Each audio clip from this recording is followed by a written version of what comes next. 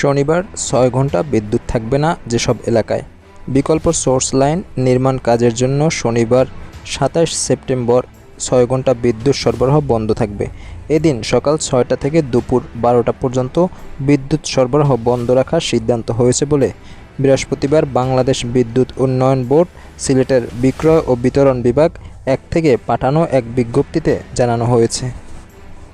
এতে বলা হয়, সিলেটের ৩৩-১১ কেবি শেখঘাট উপকেন্দ্রের বিকল্প সোর্স লাইন নির্মাণ কাজের জন্য শনিবার সকাল ৬টা থেকে দুপুর ১২টা পর্যন্ত ৩৩-১১ কেবি শেখঘাট উপকেন্দ্রের আওতাধীন এলাকায় ৬ ঘন্টা বিদ্যুৎ সরবরাহ বন্ধ থাকবে।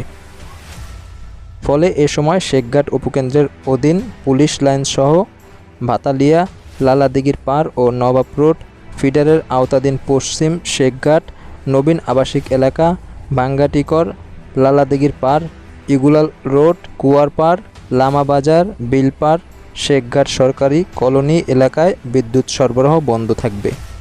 এছাড়াও উল্লেখিত সময় লামা বাজার, পুলিশ ফাঁড়ি, ওসমানী মেডিকেল রোড সহ কাজলশাহ, মুন্সিপাড়া, পুলিশ লাইন্স, মধু শহীদ, রিকাবি বাজার, দরগা মহল্লা, শাপলার গলি, উদ্দাম আবাসিক এলাকা, নয়াপাড়া, ভাতালিয়া, দক্ষিণ কাজলশাহ, ইস্কন মন্দির, সৌরভ আবাসিক এলাকা, নবাব রোড, বর্ণমালা পয়েন্ট, মণিপুরি বস্তি, সাগরদিঘির পাড়, এসএমপি ও তৎসংলগ্ন এলাকাগুলোর বিদ্যুৎ সরবরাহ বন্ধ থাকবে। তবে কাজ শেষ হয়ে গেলে নির্ধারিত সময়ের আগেও বিদ্যুৎ সরবরাহ চালু করা হতে পারে। সাময়িক এ অসুবিধার জন্য দুঃখ প্রকাশ করেছে বিদ্যুৎ উন্নয়ন বোর্ড।